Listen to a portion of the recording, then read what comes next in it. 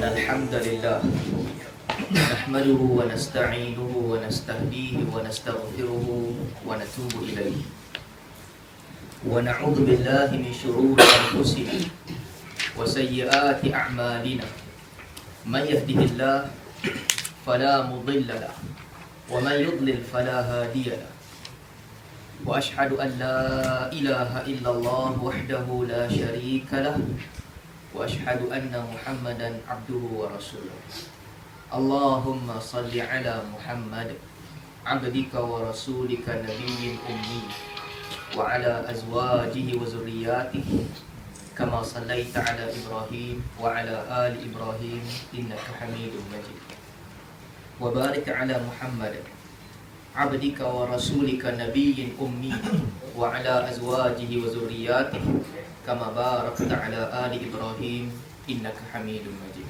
أما بعد الحديث السابع والعشرون حديث yang ke-27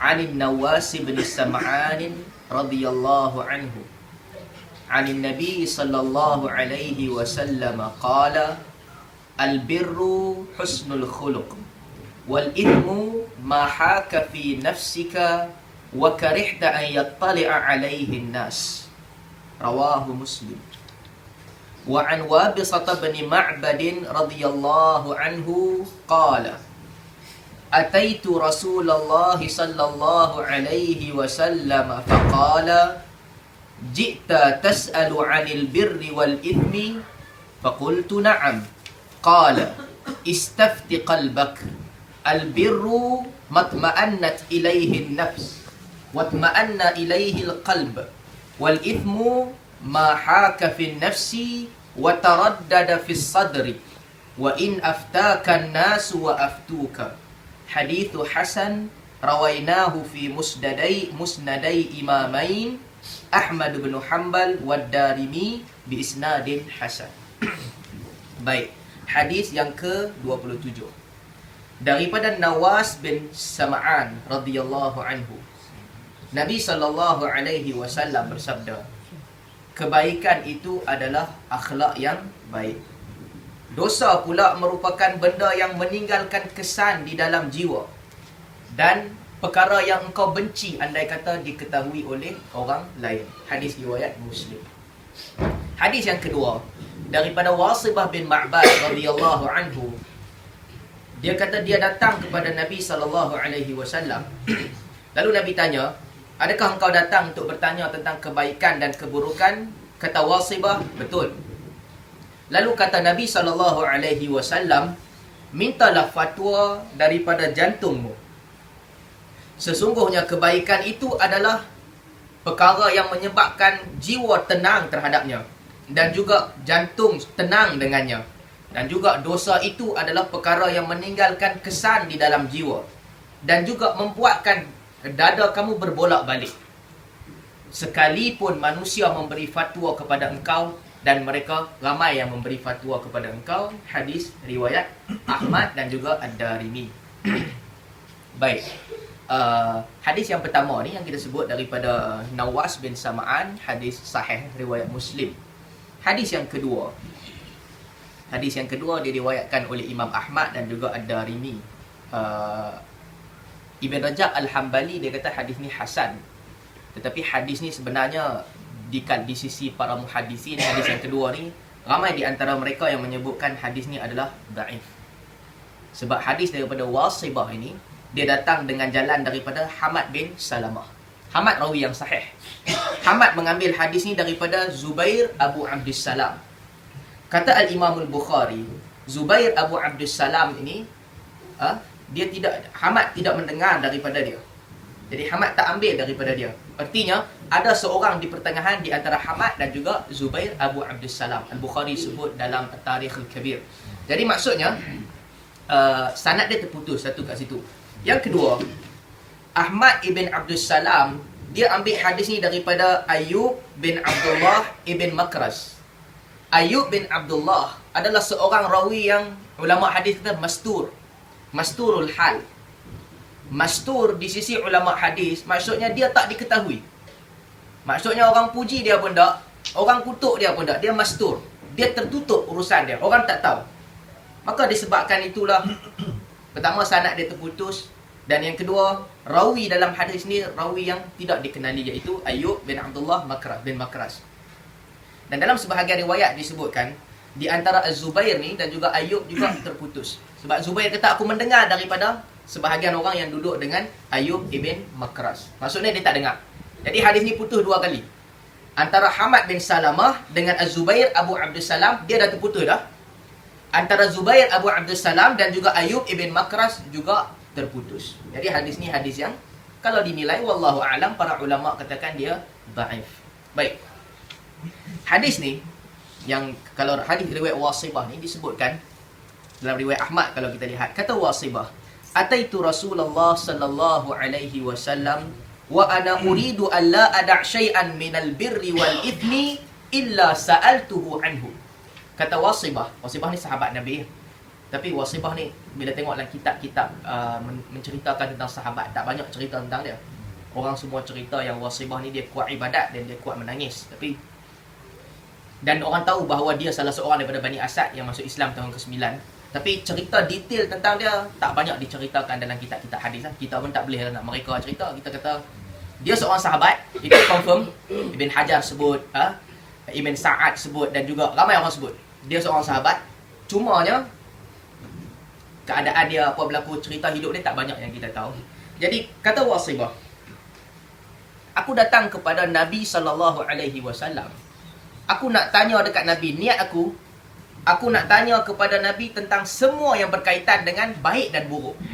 Maksudnya tak ada apa tentang baik dan buruk yang masih tertinggal. Aku nak tahu semua sekali.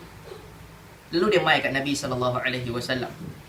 Kata Nabi SAW, Udnu ya Wabisah. Datang dekat sini wahai Wabisah. Nabi panggil dia mai dekat. Udnu ni datang dekat. Contoh kalau kita tengok hadis-hadis Nabi, kita akan dapati bahawa dalam beberapa kes, beberapa kes, apabila Nabi bercakap dengan sahabat, Nabi panggil sahabat Udnu, datang dekat. Banyaklah hadis yang kita akan jumpa yang sama. Jadi bila Nabi nak bagi nasihat ataupun Nabi nak cakap dengan seorang sahabat, Nabi akan panggil, datang dekat, kemudian baru Nabi cakap. Dalam hadis riwayat Tirmizi dan juga Abu Daud diceritakan daripada riwayat Umar bin Abi Salamah, anak tiri Nabi SAW. Mak dia Ummu Salamah kahwin dengan Nabi SAW. Jadi disebutkan dalam hadis riwayat Tirmizi yang sahih, Nabi kata, Udnu ya bunai, datang sini wahai anakku. Nabi panggil dia. Apabila Nabi panggil dia dekat, dia duduk dekat dengan Nabi. Nabi kata, fasammi wa kul mimma yalik. Bacalah bismillah dan juga makan benda yang dekat dengan kau. Dalam sebahagian riwayat, tak silap saya, daripada Ahmad disebutkan, fasammi wa kul biyaminik wa kul mimma yalik. Bacalah bismillah, makan dengan tangan kanan dan mulakan dengan benda yang dekat dengan kau. Jadi banyak kes lah. Sama juga dalam hadis riwayat Bukhari. Ka'ab bin Ujrah radhiyallahu anhu, Ka'ab bin Ujrah masa dia duduk dalam ihram, kepala dia ni lalat penuh hurung, nyamuk penuh hurung kepala dia. Lalu Nabi panggil dia, Udnu. Nabi panggil dia, Ka'ab, datang sini dekat. Lalu Ka'ab pun datang dekat dengan dia. Nabi tanya kepada Ka'ab, Nabi tanya kepada Ka'ab, ayudzika hawamuka? Adakah nyamuk atas kepala engkau ni menyakitkan kau?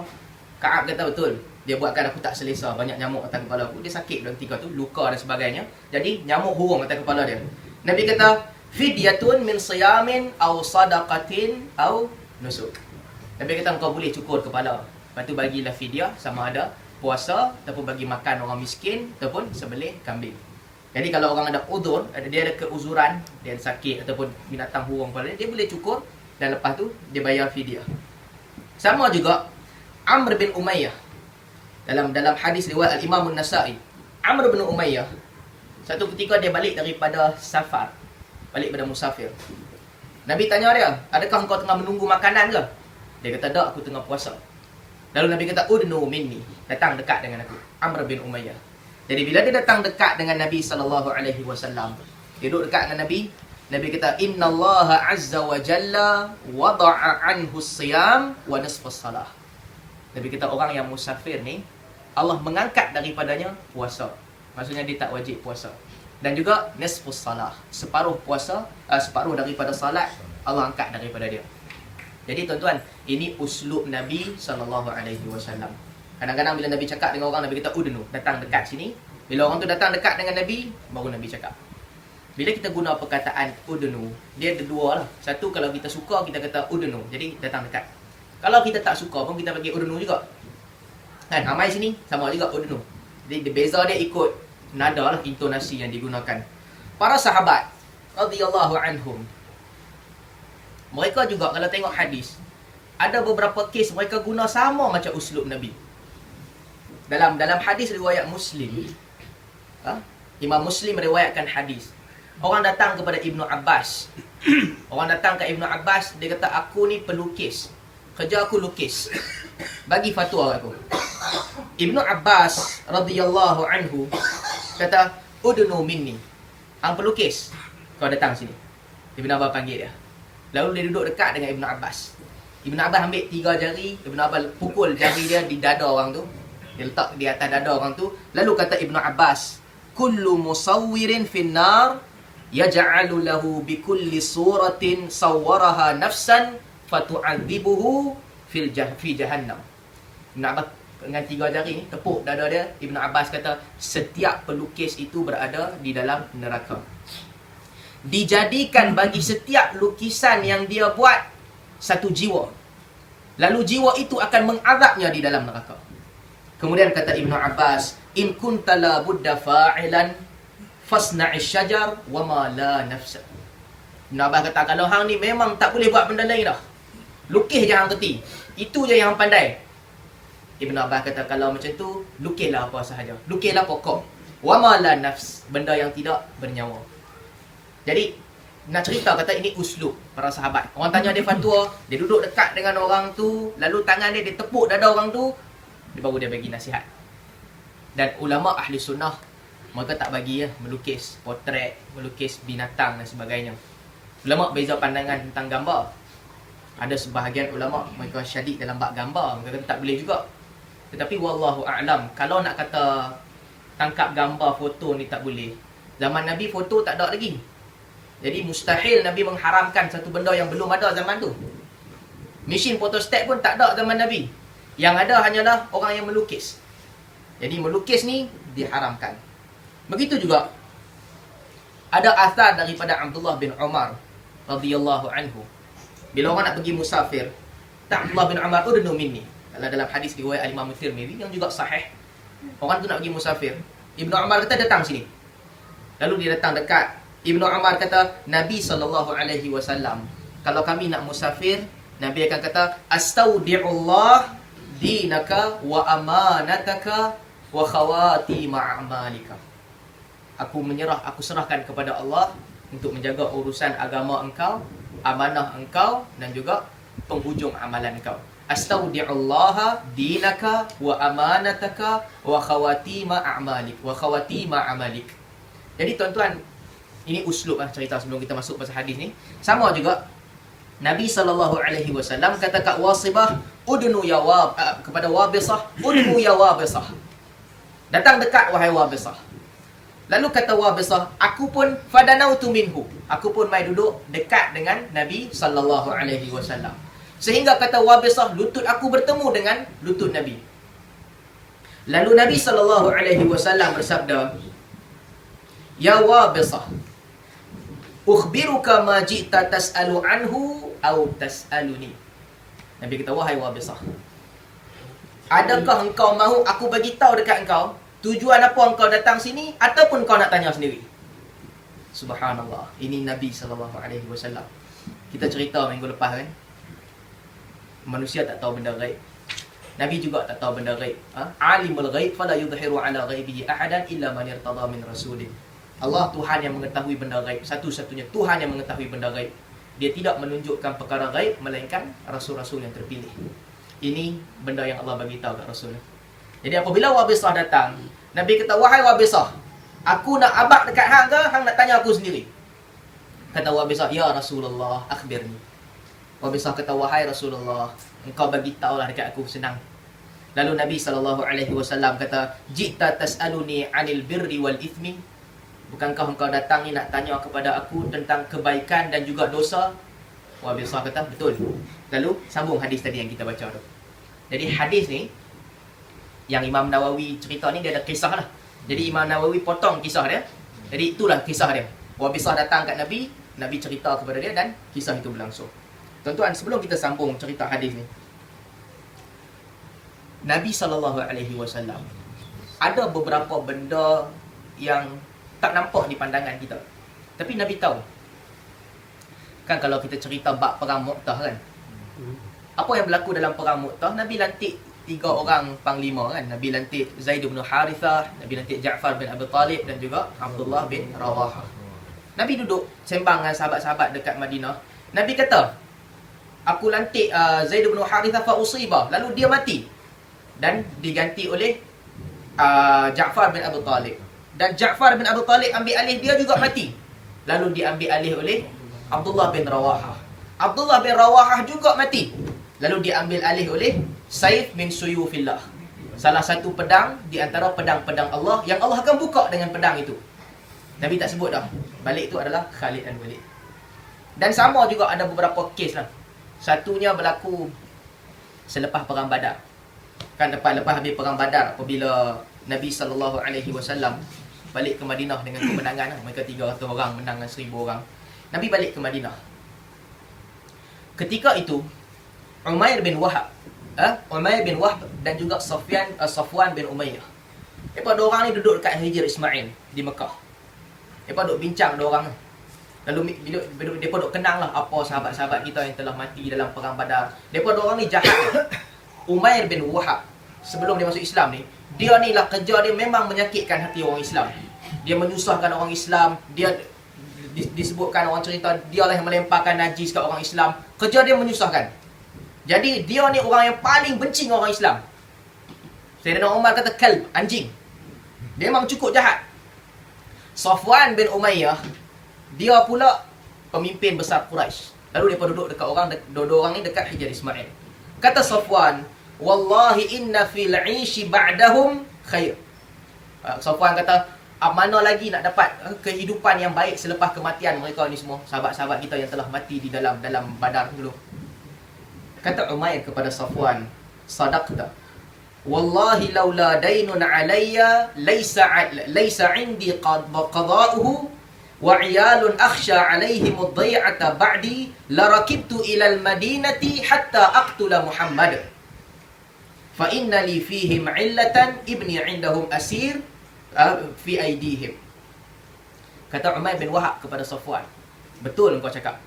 Demi Allah, kalaulah tidak kerana aku ada hutang yang belum aku jawab, dan kalaulah tidak kerana aku ada anak dan juga isteri yang aku nak kena baik, yang aku takut kalau aku mati tak ada orang nak jaga mereka, nescaya aku akan menunggang binatang tunggangan aku pergi ke Madinah sampai aku bunuh Muhammad. Kerana ada sebab untuk aku bunuh Muhammad. Sebabnya apa? Anak kepada dia, Wahb bin Umair, ditangkap masa perang Badar, duduk dengan Nabi SAW. Lalu Safwan bin Umayyah, dia ada satu point lah. Dia ada orang yang sanggup nak pergi bunuh Nabi SAW. Safwan ni pemusuhan dia dengan Nabi cukup besar. Lalu Safwan kata kat Umair bin Wahab, okey, segala hutang-hutang hang aku tanggung. Anak dan juga isteri hang, iyaluka iyali, dia kata. Keluarga hang jadi macam keluarga aku. Hang pergi ke Madinah, hang bunuh Muhammad. Dia bagi dekat Umair. Lalu Umair pun setuju. Umair kata, uktum alayya sya'ni wa sya'naka. Umair kata, okey, aku pergi ke Madinah, engkau tutup mulut, aku tutup mulut. Tak ada siapa tahu. Mereka 2 orang duduk kat Hijr Ismail. Mereka 2 orang je tahu. Apa plannya? Umair bin Wahab akan pergi ke Madinah, bunuh Nabi SAW. Lalu Umair pun siapkan pedang dia. Dia bubur racun dekat pedang dia. Dan dia pun pergi ke Madinah seorang-seorang. Bila dia sampai di Madinah, ketika itu para sahabat mereka tengah duduk cerita tentang kemenangan di dalam Badar. Macam mana Allah telah memudahkan urusan mereka. Mereka lawan dengan tentera yang ramai. Allah buka kepada mereka kemenangan. Mereka cerita pertolongan Allah, karamah yang Allah bagi kat mereka ketika Badar. Bila mereka tengah cerita, Umair sampai di depan pintu masjid. Nabi duduk dalam masjid. Bila Umair sampai, Sayyidina Umar radhiyallahu anhu nampak Umair. Dia nampak Umair daripada jauh. Dia tengah duduk dengan sahabat duduk cerita. Dia nampak Umair depan pintu. Bila dia nampak, kata Umar, "Hadzal kalb aduwullah Umair bin Wahb, ma jaa illa li syarrin, hadzal ladzi harrasha bainana wa hazarna lil qaumi yawma badrin." Umar tengok dia daripada jauh. Umar kata, ini adalah anjing Umair bin Wahab, dan dia ini tidak akan datang melainkan mesti kerana benda buruk. Dia takkan datang sebab benda yang baik. Dan dialah yang telah menimbulkan kejahatan kepada kita, memberi kerosakan kepada kita, menimpakan keburukan kepada kita ketika kita di Mekah dahulu. Lalu dia datang, dia berdiri depan pintu masjid, dia panggil Nabi SAW. Dia nak masuk jumpa Nabi SAW. Dia pada ketika itu dia bawa pedang. Umar ni bila dia dah siap pedang dia, dia dah letak racun kat pedang dia, dia sangkut pedang dia dekat leher dia, dia datang nak masuk. Bila dia nak masuk, dia ditahan oleh Umar Al-Khattab.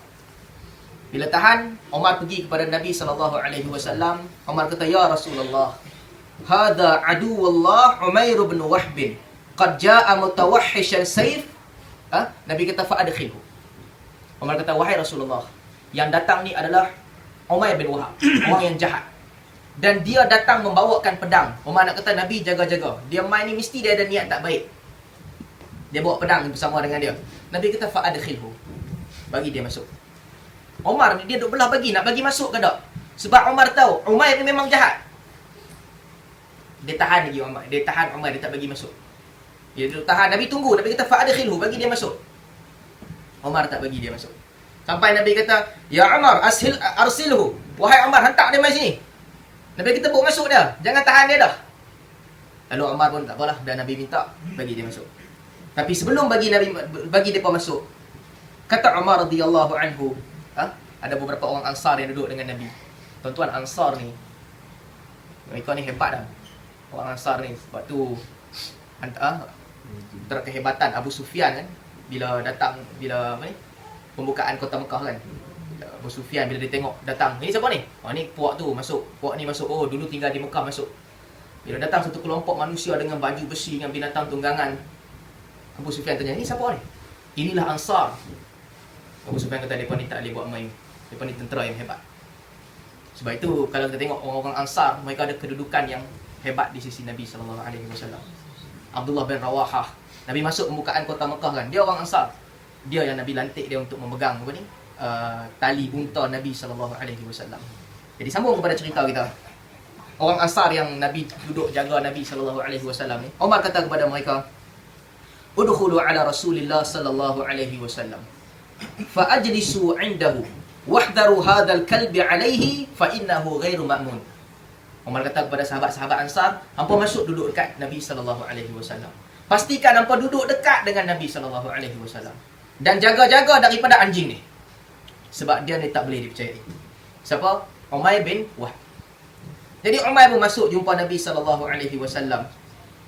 Dia masuk dengan pedang di belakang dia. Orang Ansar yang Umar suruh jaga ni duduk dekat lah. Ansar tak kenal siapa dia Umar ni. Mereka duduk di Madinah. Jadi bila Umar pesan, apa jaga-jaga dengan dia ni. Mereka pun duduk dekat dengan Nabi, mereka jaga. Lalu datang Umair duduk dekat dengan Nabi SAW. Nabi kata, "Udnu ya Umair." Sama juga, "Udnu." Hamai sini dekat-dekat wahai Umair. Lalu dia duduk betul-betul di depan Nabi. Bila dia duduk di depan Nabi, kata Umair, "An'imu sabahan."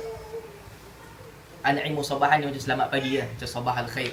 Orang jahiliah dia sebut itu an'imu sabahan. Kata Nabi SAW, "Qad akramana Allah bi tahiyyatin khairin min tahiyyatika ya Umair. Assalamu tahiyyatu ahli al-jannah."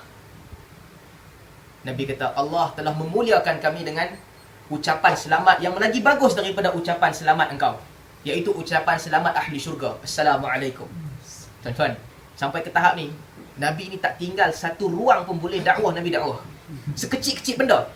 Ucap selamat pagi pun Nabi kata, Allah bagi kat kami selamat pagi yang lagi bagus daripada hamba. Assalamualaikum. Kata Umair kepada Nabi SAW, "Wallahi ya Muhammad, in kunta la hadithul ahdi biha." In kunta la hadithul ahdi biha. Wahai Muhammad, engkau ni baru je dapat agama ni. Sudah-sudah lah tu. Lebih kurang macam tu lah. Engkau ni baru je dapat agama ni. Jadi selepas itu, kata Nabi SAW, "Fama ja'aka bihi?" Umair, hang mai ni hang nak apa? Nabi tanya dia.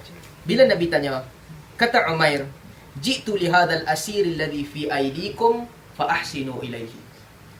Umair kata, wahai Nabi, Umair tak panggil Nabi ya, wahai Muhammad, aku datang ni tak ada tujuan lain melainkan anak aku yang ada dalam tawanan hangpa. Umair kata, hangpa layan dia elok. Dia nak kejut lah. Dia datang jumpa Nabi, dia kata, dia duduk dalam tawanan hangpa jaga dia elok. Nabi bila dengar, dia kata, Nabi kata, fama balu sayfi fi unuqika. Oh, yang tu yang nak suruh kami jaga anak hang. Nabi kata, fama balu sayf. Habis tu yang awak pedang kat belakang tengkuk pasal apa? Kata Umair kepada Nabi sallallahu alaihi wasallam, qabbahaha Allah min suyufin fahal aghnat syai'an. Umar kata, Allah telah memburukkan pedang ini. Adakah pedang ni boleh bagi manfaat sikit pun? Maksudnya pedang ni ada kat aku ke, tak ada kat aku ke, tak ada guna pun. Tak ada manfaat apa pun. Kami dah kalah perang dengan kamu. Dah selesai. Kata Nabi sallallahu alaihi wasallam, usduqni malladhi ji'ta lahu. Nabi kata kat Umair, baik hang cakap betul-betul. Umair ni apa tujuan? Umair kata kepada Nabi sallallahu alaihi wasallam, ma ji'tu liyah illa li hadha. Tak ada tujuan lain. Aku datang ni, aku nak suruh hang tawanan perang, anak aku ni hang jaga elok-elok. Takat tu je. Tak ada lebih daripada tu. Kata Nabi sallallahu alaihi wasallam, bal qa'adta anta wa Safwan bin Umayyah fil hijri fatadhakartu ma ashabil qalib min Quraisy faqulta laula daynun alayya laula daynun alayya wa 'iyali la kharajtu hatta aqtula Muhammad fatahammala Safwan laka bidainika wa 'iyalika ala an taqtulani wallahu ha'ilun baini wa baina dhalika. Nabi kata, wahai Umar, hang dengan Safwan bin Umayyah, hampa dua orang duduk dekat Hijrul Ismail. Lalu hampa dua-dua orang ni terkenangkan orang-orang yang mati di kalangan Quraisy. Lalu pada ketika itu engkau berkata kepada Safwan bin Umayyah, kalaulah tidak kerana hutang aku yang belum dibayar, dan juga kalaulah tidak kerana anak-anak aku, nescaya aku akan pergi ke Madinah dan aku akan membunuh Muhammad. Lalu Safwan bersetuju untuk bayar hutang kau dan jaga anak pinak kau. Sesungguhnya Allah adalah dinding yang memisahkan antara aku dan juga niat jahat kamu. Subhanallah. Umair dengan Safwan, dua orang, duduk dekat Hijr Ismail, bercerita dua orang. Tak ada siapa dengar. Nabi SAW cerita kepada dia betul-betul apa yang berlaku. Kata Umair bila dia dengar Nabi sebut begitu, Ashhadu annaka Rasulullah sallallahu alaihi wasallam. Aku bersaksi bahawa engkau adalah Rasul sallallahu alaihi wasallam. Dalam hadis yang panjang, Umair kata, tak ada orang yang boleh ceritakan apa yang berlaku ni melainkan Allah yang ceritakan kepada engkau. Umair kata, mustahil engkau boleh tahu. Tak ada orang yang dengar antara aku dengan Safwan. Zaman tu tak ada 4G lagi lah. Zaman tu ada 4G lah. Zaman Syiah ada 4G lah. Zaman tu tak ada 4G. Tak ada siapa boleh cerita. Tak ada siapa boleh tahu melainkan Allah beritahu kepada engkau. Umair mengucap. Bila Umair mengucap, Nabi panggil para sahabat. Nabi kata, faqihu zamilakum. Ataupun Nabi sebut dalam dengan apa ni? Faqihu akhakum fi dinihi wa aqri'uhu al-Quran. Nabi kata, ajarlah saudara kamu ni agama dia dan baca Quran kepada dia. Sahabat pun ajar dia baca Quran, ajar dia hukum hakam agama sikit apa ke. Umair kata, wahai Rasulullah, aku nak minta izin nak balik ke Mekah. Hijrah wajib, tapi dia ada kepentingan dia. Apa kepentingan dia? Dia kata, dulu aku menyakitkan kamu, aku menyusahkan kamu. Maka wahai Rasulullah, izinkan aku balik ke Mekah, aku dakwah mereka kepada agama. Kalau mereka nak terima agama, alhamdulillah. Kalau mereka tak terima agama, dulu aku menyakitkan kamu, macam tu juga aku nak menyakitkan mereka. Nabi kata kat Umair, engkau boleh balik. Lalu Umair pun balik ke Mekah. Bila Umair balik, sampai nak masuk Mekah, Safwan bin Umayyah tengok dia.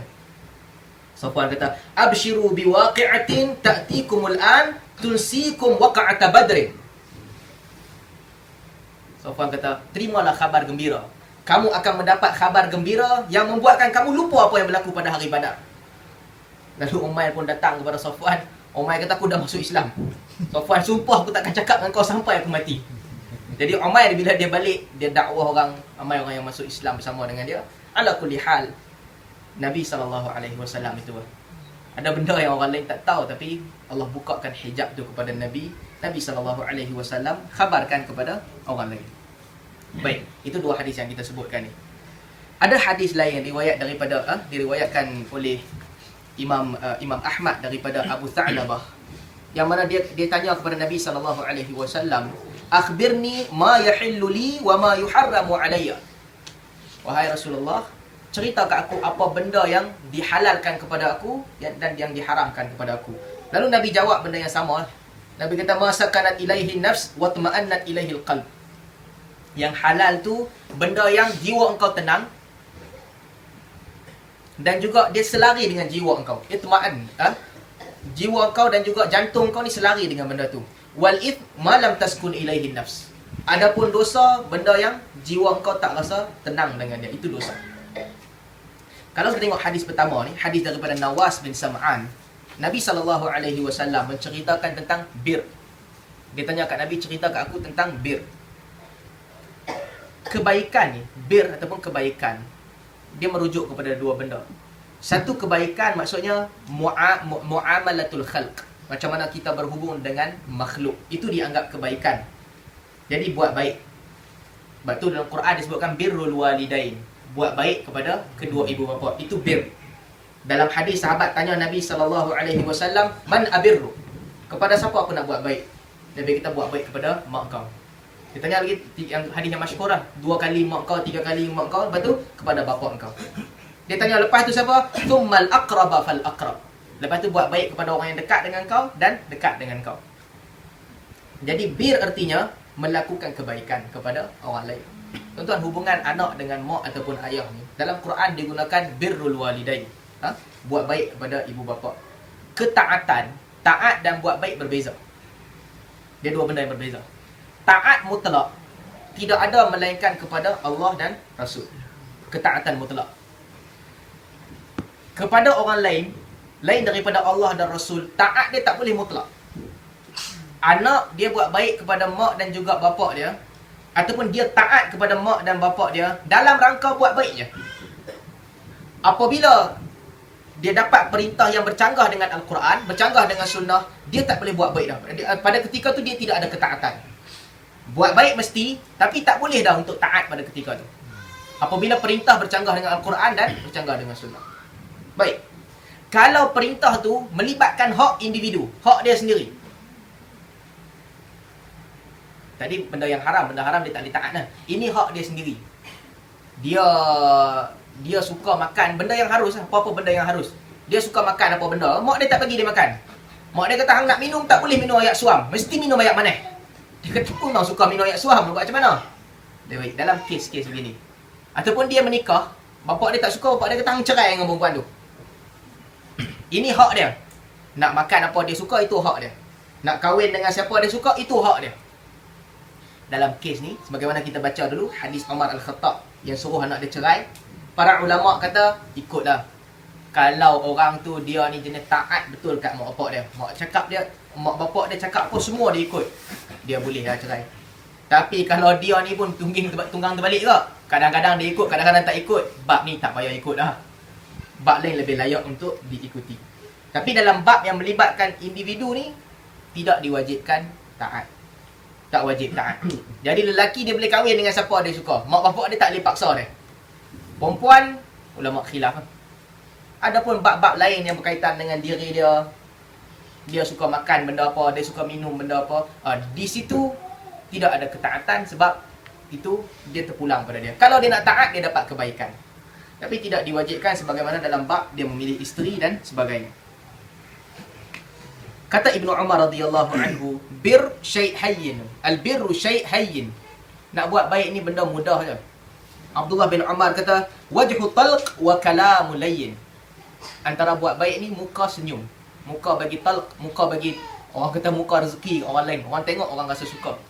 Dan juga cakap perkara-perkara yang kalamul layyin, perkara-perkara yang ringan bagi orang lain, tidak menyakitkan orang lain. Allah sebut dalam Quran, wa ta'awanu 'alal birri wat taqwa wa la ta'awanu 'alal ithmi wal 'udwan. Apa maksud bir? Apa maksud taqwa? Apa maksud ithim? Apa maksud 'udwan? Para ulama sebahagian mereka kata Bir maksudnya hubungan dengan makhluk. Hubungan baik dengan makhluk, kamu tolong-menolong. Taqwa maksudnya hubungan orang dengan Allah Subhanahu wa taala. Wala ta'amanu 'alal ithmi wal 'udwan. Dan janganlah kamu tolong-menolong dalam al-ithim. Ithim maksudnya dosa dengan Allah Subhanahu wa taala. Wal 'udwan. 'Udwan maksudnya permusuhan di antara manusia. Tuan-tuan, ayat ni dia menghubung semua benda. Ta'awanu 'alal birri wat taqwa wa la ta'awanu 'alal ithmi wal 'udwan. Buat baiklah, tolong-menolonglah untuk hubungan dengan manusia dan juga hubungan dengan Allah. Janganlah kamu tolong-menolong untuk buat dosa dengan Allah dan juga permusuhan di antara manusia. Jadi, itu maksud bir yang pertama. Yang kedua, bir ini juga bermaksud jami' at-ta'at. Kesemua ketaatan juga dinamakan bir, kebaikan. Sebab tu kalau kita baca dalam surah Al-Baqarah, Allah Subhanahu wa taala sebut walakinnal birra man amana billahi wal yaumil akhir wal malaikati wal kitabi wan nabiyyin wa atal mala ala hubbihi dhawil qurba wal yatama wal masakin wa ibnas sabili was-sa'ilina wa fir riqab wa aqamas salata wa ataz zakat wal mufuna bi ahdihim idza ahadu wasabirina fil ba'sa'i wad dharra'i wa hinal ba's ulaika alladhina sadaqu wa ulaika humul muttaqun. Allah sebut adapun kebaikan itu adalah orang yang beriman dengan Allah, beriman dengan hari akhirat, beriman dengan malaikat, beriman dengan kitab, beriman dengan nabi. Ini yang pertama. Bir artinya beriman. Beriman dengan Allah, hari akhirat, malaikat, kitab dan juga Nabi. Rukun iman semua ada kat sini. Kecuali qada dan qadar tak disebut di sini. Kemudian Allah sebut wa atal mala ala hubbihi dhawil qurba wal yatama wal masakin wa banis sabili was-sa'ilin wa fir riqab. Dan juga mengeluarkan hartanya kepada dhawil qurba, orang-orang yang dekat. Tentu dalam sedekah ni, sedekah yang paling afdal adalah orang terdekat. Kita boleh sedekah kepada siapa pun boleh, tapi yang paling baik kepada orang terdekat. Orang terdekat kalau miskin, adik-beradik kita miskin kan. Jadi sebelum kita sedekah kat orang lain, kita dahulukan orang terdekat. Sebab tu apabila dalam hadis Muslim Nabi SAW, bila Nabi pesan kat perempuan, tasaddaqna. Nabi pesan kat perempuan, sedekahlah kamu semua. Isteri kepada Abdullah bin Mas'ud, dia balik rumah, semua perempuan, bukan dia seorang. Semua perempuan balik ke rumah, buka almari, cari barang mah masing-masing. Cari barang mah nak pergi sedekah kat Nabi. Disebutkan pada ketika itu Bilal pegang kain, perempuan datang letak barang mah dia. Bila Nabi suruh sedekah. Bila isteri Abdullah bin Mas'ud ni nak keluar, suami dia tahan dia. Suami dia kata, kalau nak bagi sedekah, aku dengan anak engkau ni lagi layak terima sedekah. Kami pun tak ada apa juga. Dia kata, mana boleh, suami. Dia pun pergi kat Nabi. Dia pergi kat Nabi SAW, dia tanya, boleh tak aku nak bagi kat suami dengan anak aku? Suami aku kata dia paling layak terima. Nabi kata boleh bagi. Lalu dia pun balik, dia bagi kat suami dia. Dia bagi kan. Ada fadilah. Ulama hadis bila sebut hadis ada faedah, bukan saya saja. Faedahnya apa? Faedahnya isteri tak wajib tanggung suami. Itu faedahnya. Dan suami tak boleh ambil harta isteri. Sampai ke tahap isteri boleh bayar zakat kepada suami. Kalau suami dia tak ada duit, dia boleh bayar zakat kepada suami. Suami tak boleh kat isteri, itu tanggungjawab dia. Isteri boleh sedekah kepada suami dan juga anak. Jadi dia kadang-kadang kan kalau suami dan isteri dua-dua kerja kan, isteri tak bertanggungjawab untuk besarkan anak, dia jaga anak lah. Tapi madi, duit dia tak payah bagi kat anak dia, bukan urusan dia. Suami kena bagi. Kalau dia bagi, itu kira sedekah. Kalau suami tu sign kontrak dengan bini dia, kita share seorang setengah duit besarkan anak. Suami dia telah menzalimi isteri dia. Kalau dia suka nak bagi, tak apa. Tapi suami tak boleh paksa dia. Sampai ke tahap dia boleh bayar zakat kepada suami dia dan dia boleh sedekah kepada suami dia. Jadi Allah sebut dzawil qurba wal yatama wal masakin wa banas sabil wasailina wa fir riqab. Bagi sedekah kepada orang terdekat, anak-anak yatim, orang miskin, orang musafir, orang yang meminta kepada kamu dan juga orang yang fir riqab. Orang yang ditahan. Ataupun orang yang sedang dalam peperangan pada ketika itu. Wa aqamas salata wa ataz zakata wal mufuna bi ahdihim idza ahadu. Orang yang mendirikan salat, membayar zakat dan berpegang teguh dengan janji mereka. Dan Allah sebut was-sabirina fil ba'sa'i wad-dharra, orang yang bersabar ketika sebab ada dalam kesusahan. Wa ulaika alladziina sadaqu wa ulaika humul muttaqun. Itulah orang yang benar dan orang yang bertakwa. Maksudnya dalam ayat ni Allah ceritakan ini semua termasuk bir. Jadi bir adalah semua benda yang kebaikan, yang dikira kebaikan. Sama ada kita buat kebaikan tu dengan manusia ataupun kita buat kebaikan itu tak ada siapa melainkan kita buat kepada Allah Subhanahu Wa Taala. Jadi dalam hadis Nabi SAW sebut balik pada hadis kita, al-bir husnul khuluq. Ataupun dalam hadis yang kedua yang kita sebutkan dhaif tadi, al-bir matma'annat ilaihi nafs. Kebaikan ini benda yang jiwa kita rasa dekat dengan dia. Ini menunjukkan yang manusia ni dia lahir dengan fitrah. Jiwa manusia dia suka kepada kebaikan. Benda yang baik tu dia kena dengan jiwa manusia. Dan kita dapati banyaklah hadis yang menceritakan tentang asalnya manusia lahir dalam keadaan fitrah. Nabi SAW sebut, kullu mauludin atau ma min mauludin illa yuladu ala fitratin. Semua orang yang lahir, dia lahir dalam keadaan fitrah. Fitrah maksudnya dia suci. Ataupun fitrah maksudnya asalnya dia boleh beza baik dengan buruk. Dia tahu mana yang baik dan dia tahu mana yang buruk. Dalam hadis Nabi SAW sebut, inni khalaq Allah dalam hadis kursi, inni khalaqtu ibadi hunafa muslimin. Allah kata aku menciptakan hamba-hamba aku, mereka ni lurus dan juga muslim. Fa atathhumus syayatin fajtalathum an dinihim fahurrimat alaihim ma ahlaltu lahum wa amartuhum wa amarathum an yushriku bi ma lam unazzil bihi sultana. Allah kata aku ciptakan hamba aku ni lurus, muslim. Lalu mereka ini ditarik oleh syaitan. Dan syaitan itu mengharamkan kepada mereka benda yang aku halalkan. Dan juga syaitan itu memerintahkan mereka untuk mensyirikkan aku dengan sesuatu yang lain. Jadi asal penciptaan manusia ni fitrah. Allah sebut fitratullah allati fataran nasa 'alaiha la tabdila li khalqillah. Fitrah Allah yang Allah ciptakan manusia di atasnya, la tabdil, tidak ada perubahan. Asalnya manusia dilahirkan. Sama lah juga kan sekarang ni hari ni kalau tak silap Australia membatalkan gay punya perkahwinan kan. Sebelum New Zealand lah yang first benarkan, Australia dah membatalkan. Sama juga dalam kes ni, gay dan lesbian dan sebagainya. Ini bercanggah dengan fitrah. Mungkin adalah seorang dua ni dia kata dia lahir dalam badan yang tersilap. Adalah sebahagian orang. Tapi zahirnya manusia fitrah dia suci. Sama juga macam orang cacat anggota. Sebahagian orang dia cacat, tak boleh buat apa. Sebahagian orang mental dia cacat. Dia gemar, suka benda pelik-pelik. Itu pun tak boleh buat apa. Tapi zahirnya fitrat Allah. Allah menciptakan manusia di atas fitrah. Sebab itu bila Allah sebut sifat Nabi, Allah kata wa yuhillu lahumut thayyibat wa yuharrimu alaihimul khaba'ith. Ditulis dalam Taurat sifat Nabi Muhammad SAW apa? Dia akan menghalalkan benda yang baik dan juga mengharamkan benda yang buruk. Maksudnya yang halal tu semua baik. Dan yang diharamkan itu semua adalah benda-benda yang buruk. Jiwa manusia, kalau suci, dia tahu benda baik. Dan tentu manusia yang buat dosa ni, dia ada peringkat-peringkat. Satu peringkat, jiwa dia bersih. Kadang-kadang dia buat dosa, tapi jiwa dia bersih. Apabila jiwa bersih, dia tahu yang dia buat tu dosa. Kan minggu lepas kita cerita tentang sahabat Nabi kan? Wa akharuna i'tarafu bidhunubihim khalatu amalan salihan wa akhara sayyi'ah. Orang lain yang Allah terima siapa? Orang yang mereka ni i'tarafu bidhunubihim. Mereka mengaku kami buat ni salah.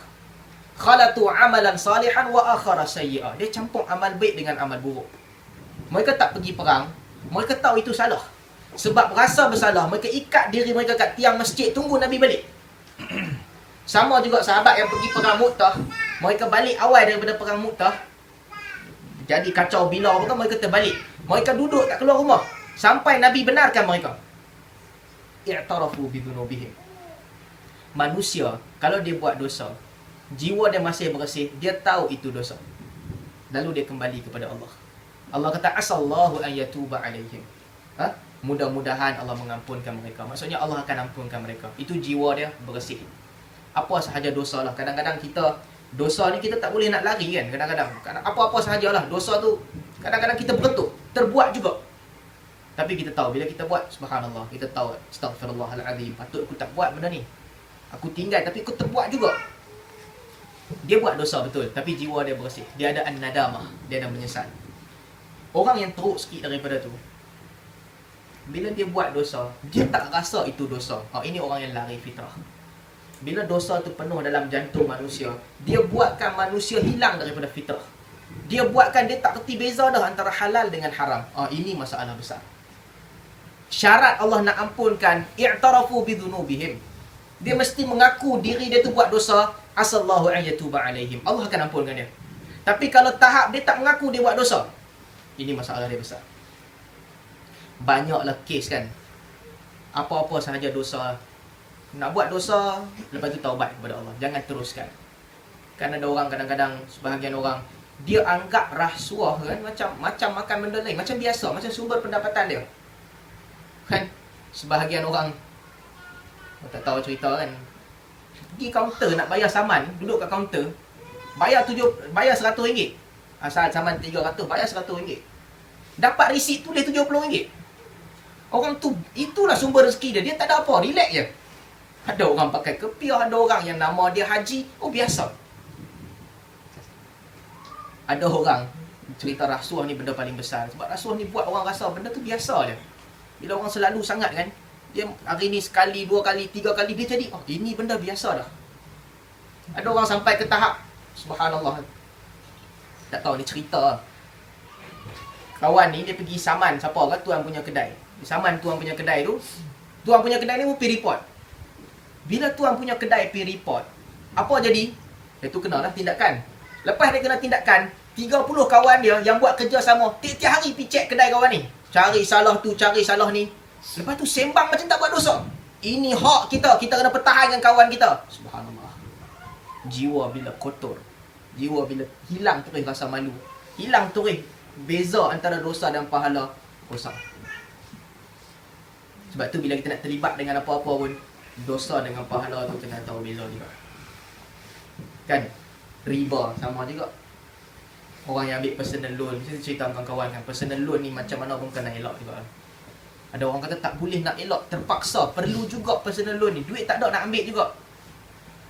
Ambil, lebih baik jangan ambil, itu dosa besar. Tapi kalau nak ambil juga, ambil betul taubat lah, minta maaf ke Allah.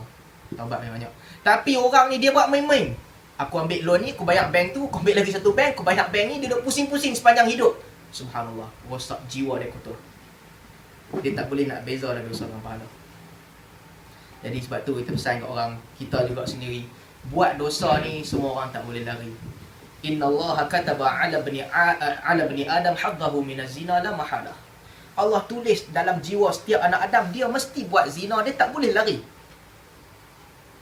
Sikit lah, kalau tak buat zina, mata dia tengok, tangan dia pegang, jiwa dia duk fikir, sikit banyak mesti ada. Tapi jangan jadikan dosa ni merosakkan fitrah dia. Bila rosakkan fitrah dia, dia ada masalah yang besar. Baik, kita sambung hadis ni. Selepas itu Nabi SAW sebut, al-ithmu ma haka fi sadri wa karihta an yattali'a alaihi nas. Adapun dosa itu adalah haka. Haka ni benda yang lekat dalam jiwa. Lekat dalam jiwa maksudnya dia tak hilang. Dan juga benda yang engkau benci manusia tahu dia. Sama juga lah kita cerita tentang fitrah orang yang baik. Bukan orang yang baik, orang yang dia masih lagi dalam keadaan fitrah. Dia tahu bila dia buat dosa, dia buat satu benda ni, dia rasa jiwa dia tak kena. Itu dosa. Jadi itu Nabi kata al-ithmu, itu adalah dosa. Dayiqan, harajan, dayiqan wa qalaqan. Jiwa dia rasa haraj, rasa tak tenteram. Dayiq, jiwa dia rasa sempit. Wa qalaq, jiwa dia rasa buat ni tak boleh, buat ni tak boleh sebab dosa. Dia duk fikir, macam mana aku boleh buat benda ni? Aku tak patut buat. Itu dosa. Kalau sampai ke tahap tu dia fikir macam tu, itu adalah dosa. Dan lepas tu Nabi sebut, wa in aftakal muftun. Wa in aftakal muftun, sekalipun orang yang bagi fatwa habaq kat dia kata itu tak apa. Tuan-tuan, ni dua peringkat dalam hadis ni. Satu peringkat, semua dia tengok je dia tak suka dah. Disebutkan oleh Ibn Mas'ud, ma ra'ahul mu'minuna hasanan fahuwa indallahi hasan. Apa yang orang Islam nampak bagus, di sisi Allah itu bagus. Jadi peringkat dosa paling tinggi ni, apa dia? semua orang sama. Semua orang kata benda tu tak boleh. Itu dosa betul. Bawah sikit pada tu, wa in aftakal muftun. Ada orang kata boleh, ada orang kata tak boleh. Tanya sebahagian orang, sebahagian mufti, dia kata boleh. Ibn Rajab Al-Hambali kata mufti di sini mufti yang ikut nafsu lah. Bukan mufti yang ikut dalil, mufti yang ikut nafsu. Tanya dia kata boleh. Tapi dia sendiri rasa dia tak tenteram untuk buat benda tu. Dalam kes ni, dia kena tinggal. Lebih baik dia tinggal. Tuan-tuan, mufti ikutlah mufti kalau fatwa. Baik, beritahu apa yang Ibn Rajab sebut. Melainkan benda tu disebut dalam Al-Quran. Okey, Quran dan juga sunnah sebut satu benda, itu dia tak boleh lari. Sebab tu Allah Subhanahu wa taala sebut, "Wa ma kana lil mu'minin wala mu'minatin idza qadallahu wa rasuluhu amran an yakuna lahumul khiyaratu min amrihim." Nabi kata orang mukmin lelaki dan perempuan, kalau Allah dan Rasulnya buat satu keputusan, dia tak boleh pilih keputusan dia sendiri. Dia mesti ikut. Jadi kalau ada dalam Quran, ada dalam sunnah, dia mesti kena ikut. Tak ada pilihan lah. Itu satu. Kadang-kadang ada orang, dia sampai satu tahap, dia mempertikaikan hukum hakam dalam Quran dan sunnah. Sebab tu sahabat tadi kalau kita baca, dia puasa. Nabi suruh dia makan. Dia kata dia puasa. Nabi kata musafir tak payah puasa.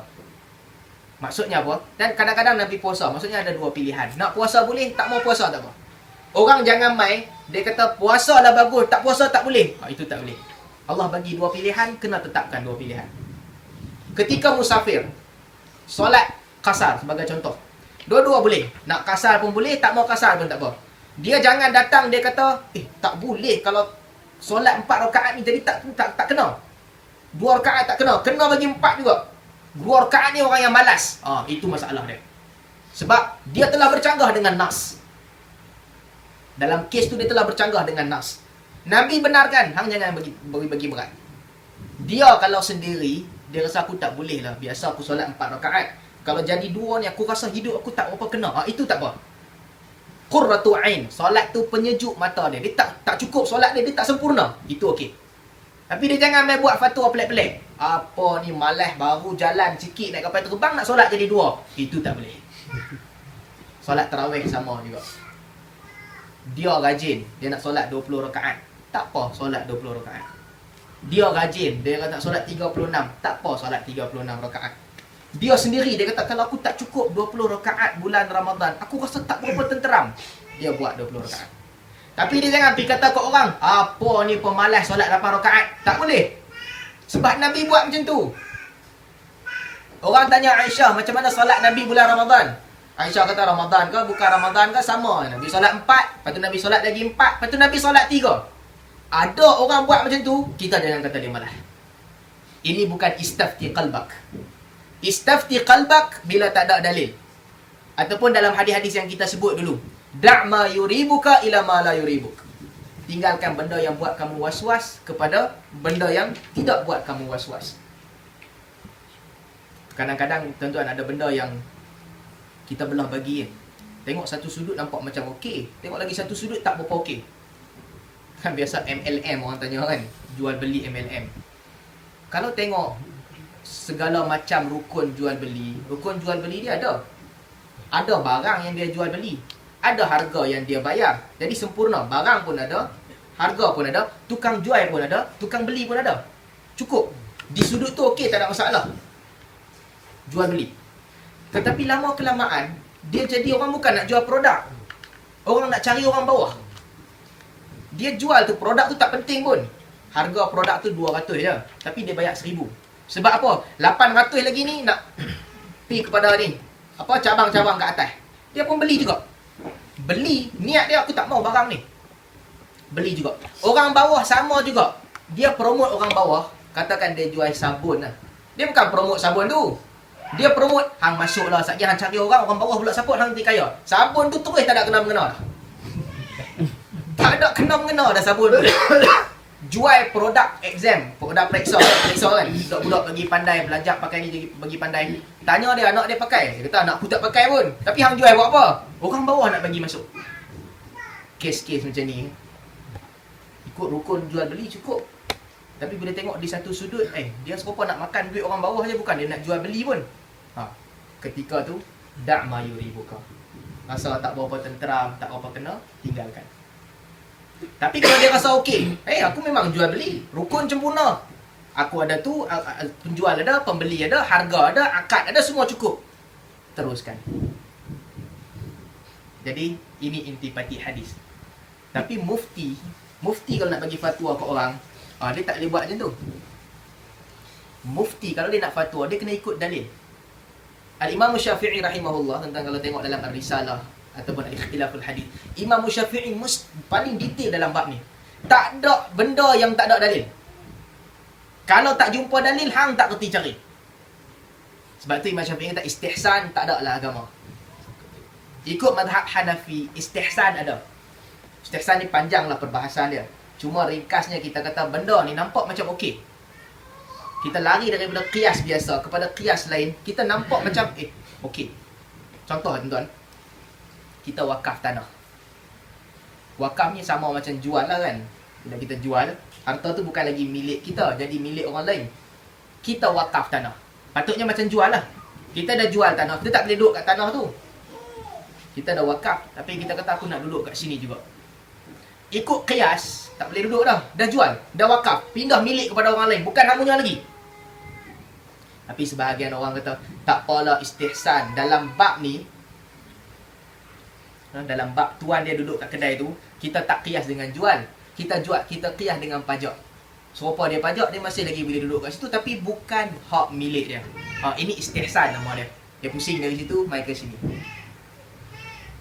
Dalam mazhab Hanafi, istihsan jadi hujjah. Tapi dalam mazhab Syafi'i, Syafi'i kata tak boleh. Sama ada hang pi kepada Al-Quran, pi kepada sunnah, pi kepada ijma' ataupun pi kepada qiyas. Kalau tak ada, hang tak jumpa. Hukum tu ada. Jadi mufti, dia kena tengok dalil. Dia tak boleh mengikut suka hati dia. Aku tak suka benda ni, haram lah. Benda ni aku rasa macam okey, sunat lah. Mufti tak boleh buat macam tu. Kita sendiri tak apa. Aku rasa bagus aku bangun pagi-pagi aku nak zikir subhanallah 1000 kali. Itu tak apa. Jangan pergi cerita ke orang. Bagus sebenarnya bangun pagi-pagi zikir 1000 kali subhanallah. Tak boleh. Fatwa mesti dengan dalil. Cerita pengalaman dia tak apa. Tapi kalau nak mengajar hukum mesti dengan dalil. Itu manhaj al-Imam Syafi'i rahimahullah. Tuan-tuan, straightnya Imam Syafi'i ni kalau kita boleh cerita sikit, sampai fatwa sahabat pun tidak menjadi hujjah. Sahabat beza dua fatwa kan. Imam Abu Hanifah kata kalau ada dua fatwa sahabat, aku pilih mana satu. Imam Syafi'i kata tak boleh pilih mana satu. Hang kena tengok mana satu yang tepat dengan dalil. Sampai ke tahap tu. Tapi Imam Syafi'i kata macam tu padan lah. Dia baca hadis. Kita jangan buat pandai-pandai. Oh, sahabat ni tak kena ni, salah ni. Kita jangan pandai-pandai. Humur rijal. Mereka tu hebat. Ulama kita ikut je lah. Tapi sampai ke tahap tu detailnya Al-Imam Syafi'i rahimahullah. Ulama bahas, ilham ni jadi sumber hukum ke tak? Sebab hadis ni kata, istafti qalbak. Tanya jantung kamu. Orang tu datang ilham kepada dia. Sumber hukum ke tak? Ilham bukan sumber hukum. Hukum baru tak boleh datang dengan ilham. Kasyaf ke apa-apa tak boleh. Ibn Hajar Al-Asqalani, dia bahas dalam Fathul Bari tentang bab mimpi jumpa Nabi. Antara satu perbahasan yang dia sebut kat situ, dalam bab mimpi jumpa Nabi ni, kalau dia mimpi, Nabi ajar dia syariat. Boleh pakai ke tak? Tak boleh pakai. Dia mesti balik, rujuk kepada Al-Quran dan juga Sunnah. Jadi itu berkaitan dengan jiwa manusia yang juga yang tenteram dengan benda baik dan juga tak tenteram dengan haka fi nafsik. Buat dosa, dia rasa dosa tu mencengkam jiwa dia rasa tak tenteram. Dan bagi sebahagian orang, sama jugalah di kalangan muhaddisin. Ibn Rajab Al-Hambali sebut, ada hadis daripada Abu Hurairah, "Idza huddithtum anni hadithan ta'rifunahu wa la tunkirunahu fasaddiquhu fa inni aqulu ma yu'raf wa la yunkar." Hadis ni sebahagian ulama kata mursal, berhenti dan tak bersambung kepada Nabi sallallahu alaihi wasallam, tak sampai kepada Abu Hurairah. Jadi ulama beza pandangan. Cuma hadis ni kata, apabila kamu dengar satu hadis daripada aku, kamu tahu hadis tu, kamu terima. Dan juga la tunkirunahu, kamu tak bantah hadis tu. Maka Nabi kata fasaddiquhu, terimalah hadis tu, fa inni aqulu ma yu'raf wa la yunkar. Sesungguhnya aku cakap benda yang diterima dan tidak ditolak. Wa idza huddithtum anni bi hadis tunkirunahu wa la tu'rifu wa la ta'rafunahu. kalau orang bagi tahu kat hangpa satu hadis yang kamu bantah dan juga kamu tak terima, fala tusaddiqu bihi fa inni la aqulu ma yunkar wa la yu'raf. Jangan kamu terima sebab aku tak cakap benda yang dibantah. Ulama kata hadis satu dia apa ni, mursal, dia tak sahih. Sebahagian ulama kata dia sahih, beza pandangan. Dan yang kedua, para ulama dia punya special case. Bila ulama istafti qalbak, dia punya rujuk kepada jiwa dia tu, jiwa ilmu dia. Dia beza dengan kita. Kita setakat orang awam ni, kita tahu benda ni dosa, benda ni pahala, beza antara dua benda, setakat tu kita tahu. Tapi para ulama, jiwa dia penuh dengan ilmu, dia tanya jiwa dia. Ini yang berlaku dalam ilmu yang para ulama katakan ilalul hadis, ilmu ilal. Ilmu ilal ni satu ilmu yang ajib, ilmu yang pelik. Ilal ni ilmu yang untuk mengesan kecacatan, ilal qadhihah, kecacatan tersembunyi dalam hadis. Tak ramai orang ada seni ni. Ibn Jauzi rahimahullah, dia kata sikit orang ada ilmu ni. Boleh jadi tak ada langsung orang ada ilmu ni dah zaman dia. Zaman dia 600 hijrah lebih, tak ada orang dah ada ilmu tu, dia kata. Zaman sekarang lagi tak ada. Ilal ni satu ilmu yang orang tanya orang tanya Abdurrahman bin Mahdi, macam mana hang boleh tahu ilmu ni? Abdurrahman bin Mahdi, ilmu ni diumpamakan seperti orang yang dia tengok emas. Adapun dia tengok emas, dia tahu beza emas tu betul ke palsu. Dulu kan duit, koin daripada emas, perak, dia tengok, dia tahu ini betul ke palsu. Abu Hatim Ar-Razi, bila orang tanya dia, macam mana hang boleh tahu ilmu ni? Dia kata, aku tahu ilmu ni sama macam batu cincin. Bagi kat orang yang pakar tengok batu cincin, dia boleh cakap, ini harga 100 dinar, ini harga 10 dirham. Hang takkan pergi tanya dekat dia, apa beza 100 dinar dengan 10 dirham? Kita tak tanya kat dia. Sebab itu kepakaran dia. Macam kita pergi pajak gadai kan. Pergi pajak gadai, bagi emas kat dia, dia letak harga. Kita kata macam mana boleh tahu harga dia? Kita jangan tanya dia. Itu bukan bidang kita. Begitu juga dengan para muhaddisin dengan ilmu ilal. Mereka ada satu skill yang tak ada kat orang lain. Jadi bagi orang-orang macam ni, dalam hadis istafti qalbak, mereka bercakap dengan ilmu mereka.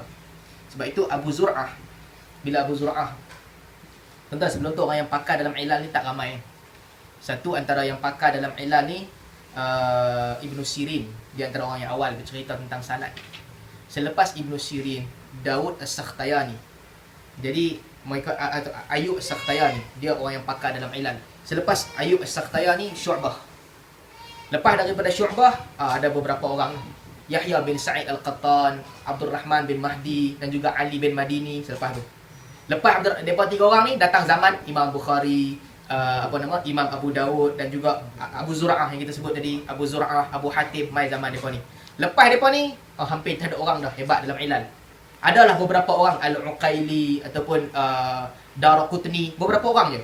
Satu ilmu yang gharib, ilmu yang pelik dalam hadis. Mereka bukan sekadar tahu hadis. Mereka tahu sejarah rawi dengan lengkap.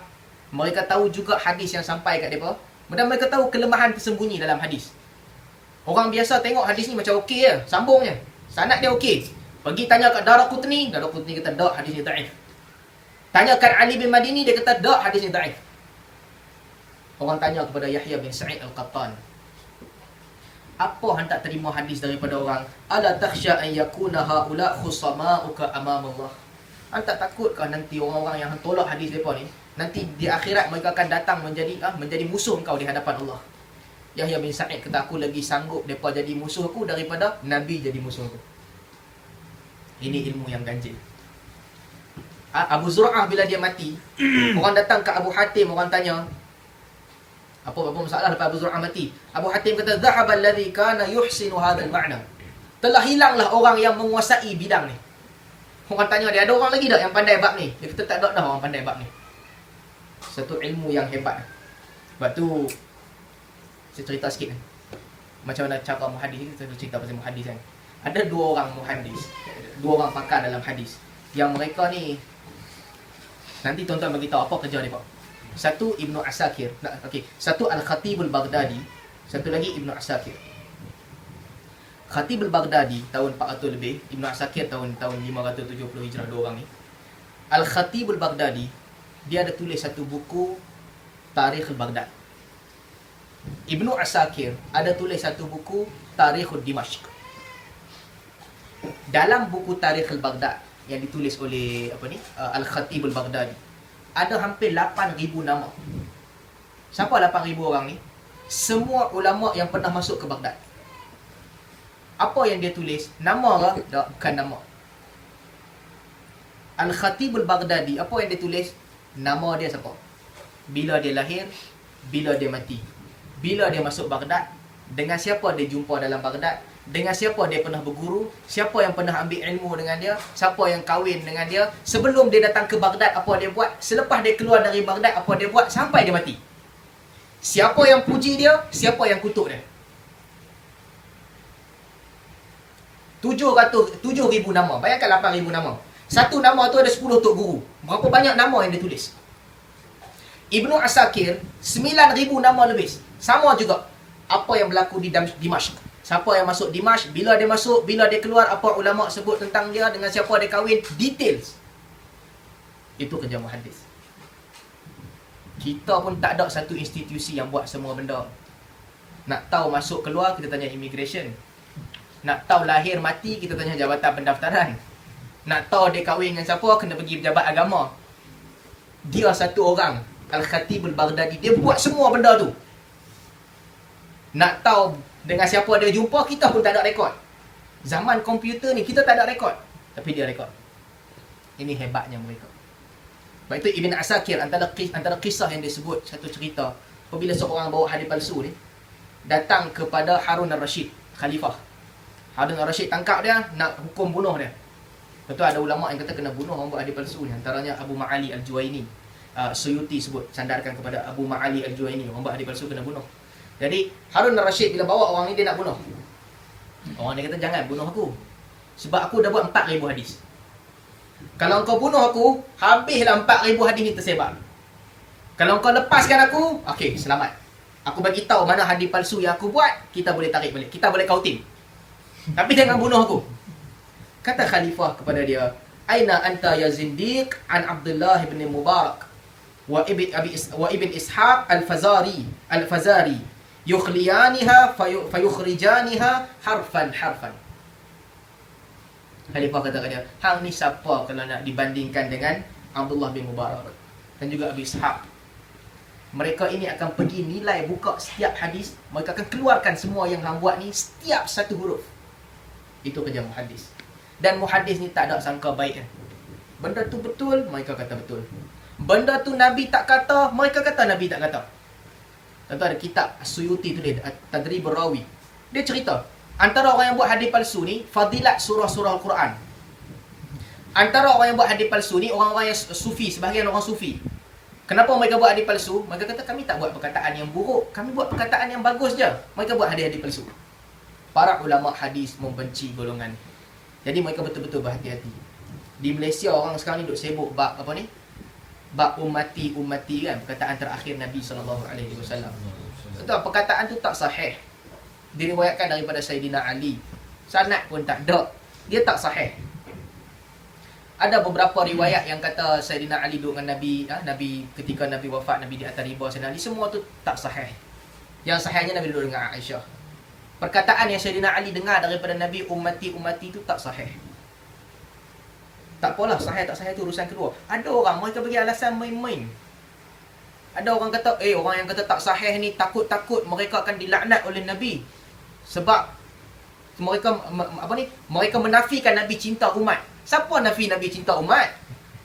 Tak ada siapa nafi pun, memang Nabi cinta umat pun. Nabi pernah sebut ummati bab lain. Hadis syafaat Nabi sebut bab lain. Tapi masalah dia, ketika Nabi SAW nak wafat, itu tak diriwayatkan dengan sahih. Kita kata tak ada. Nabi kata Rafiqul A'la. Jangan timbul masalah, takut-takut hampa ni kena laknat, hampa kata Nabi tak sayang. Siapa pun tak kata benda tu. Kalau itu alasan dia, nanti kita kata, oh hadis ni palsu tentang fadilat surah Quran. Dia kata pula, takut-takut hang kena laknat, hang ingat hang tak sayang surah ni. Bukan masalah sayang tak sayang. Ini masalah ilmu. Bagi fadilat, ada sebahagian orang kata Nabi sayang umat, jadi tak mustahil Nabi ucap benda ni. Dia buat main macam tu pula. Kalau macam tu, siapa pun boleh reka. Reka benda baik yang Lepas tu kita kata, tak mustahil Nabi sebut benda ni. Dalam hadis tak boleh macam tu. Kita risau buat kat Malaysia ni. Kita pun tak ada lah pandai hadis sangat. Cuma kita baca hadis, kita ambil tahu lah sikit-sikit. Hadis sahih kita ambil, hadis tak sahih kita tolak. Sikit-sikit tahrif tu boleh lah. Tapi kita takut di Malaysia ni jadi trend. Orang suka pakai nama besar-besar. Mudir Darul Hadis negeri tu, Mudir Darul Hadis negeri ni, Syekh Muhaddis. Nama-nama besar. Tapi percakapan mereka merepek. Mudah-mudahan Allah lindung kita daripada merepek juga. Dan kalau kita merepek, siapa-siapa pun datang tegur bagi tahu. Tapi yang merisaukan ramai orang macam ni. Nama besar, title besar, cakap tentang hadis merepek. Ada orang kata bid'ah ada dua, hasanah dengan dalalah. Bid'ah dalalah tu apa? Solat tak cukup satu waktu, bid'ah dalalah. Itu bukan bid'ah, itu maksiat. Tapi yang cakap ni bagi gelaran hebat. Apa benda bid'ah dengan maksiat tak kerti beza. Benda-benda basic begini kan kena ambil tahu lah. Dalam hadis ni amat-amat merisaukan sebab ramai orang begini dan dia tidak dikawal. Tak ada lajnah untuk kawal hadis kan. Doktor tak boleh merepek, dia merepek lesen dia kena tarik. Lawyer tak boleh merepek, dia merepek lesen dia kena tarik. Arkitek tak boleh merepek, dia merepek tak ada orang nak lantik dia. Kontraktor tak boleh merepek, dia merepek runtuh dinding hospital. Semua ni tak boleh nak merepek, tak boleh buat suka hati. Tapi orang agama dia main cakap sesuka hati, tak ada siapa kata apa kat dia. Ini musibah. Kita jaga dunia lebih daripada jaga agama. Mudah-mudahan Allah selamatkan kita daripada fitnah. Allah selamatkan kita daripada maklumat-maklumat yang tak sahih berkaitan dengan Nabi SAW. Dan mudah-mudahan kita ambil manfaat daripada hadis yang ke-27 ni. Kalau ada soalan kita buka sikit sebelum berhenti.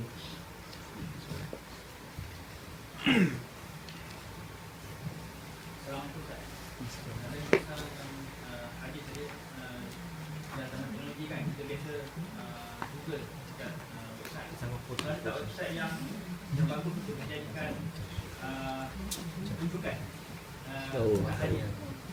Takut kalau dijadikan ambil bila banyak sangat dalam website kan.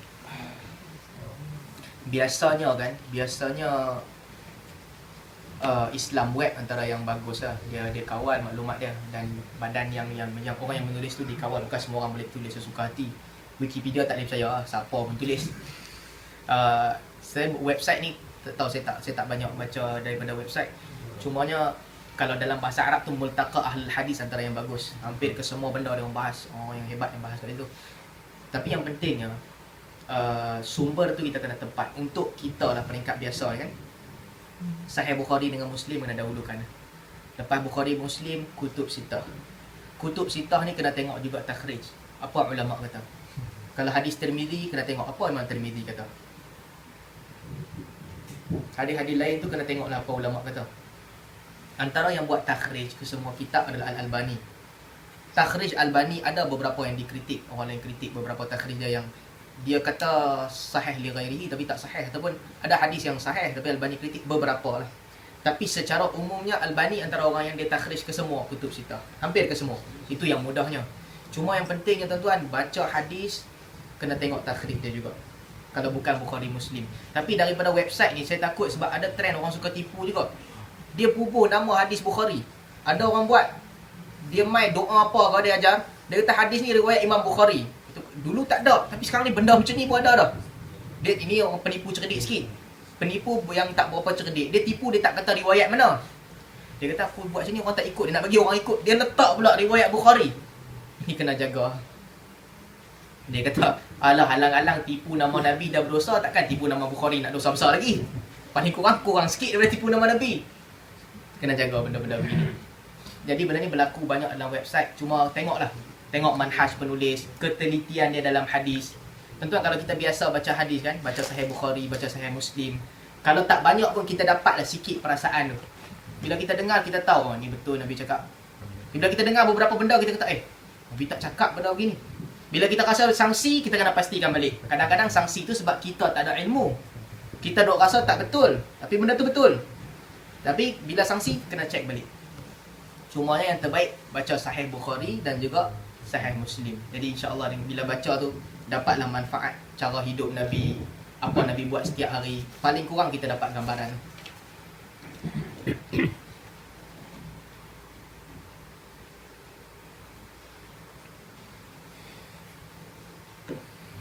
sangat tulisan. Tak kecil. Tulisan cantik. Kita biasa baca tulisan yang tak cantik. Apakah perbezaan antara bir dengan al-wala' wal-bara'? Bir apa ni? Bir Ali. Kebaikan. Dah tak?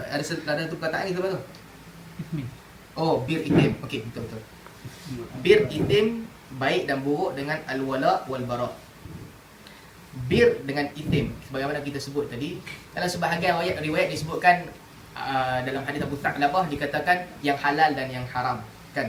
Dalam riwayat yang kita bacakan tadi disebutkan bir dan juga itim, kebaikan dan juga dosa. Jadi bir sebagaimana para ulama sebut dia merangkumi dua benda. Satu, hubungan manusia dengan manusia. Yang kedua, dia juga merangkumi segala benda yang dianggap baik, segala benda yang baik, sama ada itu i'tiqad ataupun itu amalan fiqh ataupun akhlak. Ithim adalah berlawanan dengan dia, dosa. Ta'awanu 'alal birri wat taqwa wa la ta'awanu 'alal ithmi wal 'udwan. Jangan tolong-menolong untuk buat dosa dan juga permusuhan. Jadi ithim adalah dosa. Al-wala wal bara, ini bab akidah yang besar. Wala kepada Allah Subhanahu wa taala, wala mutlak. Kepada Rasul sallallahu alaihi wasallam. Wala juga kita bagi kepada pemerintah kita, tapi ada syarat dia tau. Sebelum kita cerita, minggu depan kita akan masuk hadis ni kan. Hadis yang ke-28 ni berkaitan dengan pemerintah. Jangan lawan pemerintah semua. Nanti minggu depan kita cerita detail lah tentang bab ni. Bara, berlepas diri. Berlepas diri daripada benda yang Allah haramkan, daripada benda yang Rasul haramkan. Berlepas diri. Nabi juga berlepas diri kadang-kadang. Khalid Al-Walid, Nabi suruh dia pergi ajak orang masuk Islam. Belum ajak orang masuk Islam, dia pergi bunuh siap-siap. Nabi kata, aku berlepas diri. Ini engkau buat, engkau tanggung sendiri. Aku tak terlibat, bukan aku suruh. Wala wal bara'. Bara' artinya benda-benda yang tak ada dalam sunnah dan juga Al-Quran, kita berlepas diri. Nanti minggu depan bila kita cerita hadis pemerintah ni, kita cerita detail lah. Bab wala' dan bara' berkaitan dengan apa ni? Pemerintahan, insya-Allah. Kita berhenti ikutlah setakat ni. Subhanakallahumma wa bihamdik, asyhadu an la ilaha illa anta, astaghfiruka wa atubu ilaik. Assalamualaikum warahmatullahi wabarakatuh.